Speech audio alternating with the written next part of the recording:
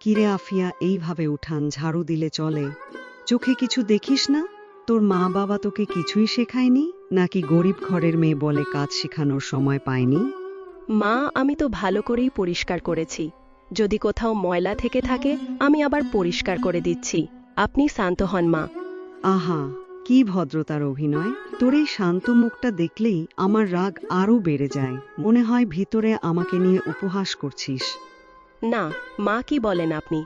আমি কেন আপনাকে নিয়ে উপহাস করব? আমি তো শুধু চাই আপনি খুশি থাকুন। আমাকে খুশি রাখবি? আগে নিজের ভাগ্যটা দেখ। গরিব ঘরের মেয়ে হয়ে এই বাড়িতে এসেছিস, সেটাই তোর সবচেয়ে বড় সৌভাগ্য। মা, আমরা তো ইচ্ছে করে গরিব হয়ে জন্মাইনি। আল্লাহ তাআলা খুশি হয়ে আমাদের যা দিয়েছেন তাতেই আলহামদুলিল্লাহ। এই মেয়ে মুখে মুখে কথা বলবি না। আমি যা বলি তাই করবি। এখনই রান্নাঘরে যা। দুপুরে রান্না শেষ না হলে কিন্তু আজ খাবার খেতে পাবি না। তোকে কি আমার ছেলে এই বাড়িতে এনেছে পায়ের উপর পা তুলে রাখার জন্য? ঠিক আছে মা, যাইতেছি।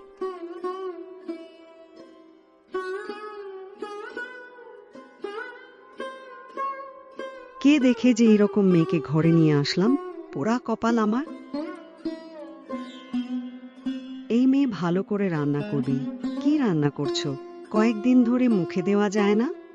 শুধু কি চেহারা তা দেখালে হবে? সবকিছুতে ভালো হতে হবে। মা, আমি ভালো করেই রান্না করার চেষ্টা করি। আপনার ছেলেও তো অনেক পছন্দ করে খেতে। চুপ করো, বড় বউ। তোমার বাবা মা কি তোমাকে কোনো শিক্ষা দেয়নি? যত সব বেয়াদব মেয়ে।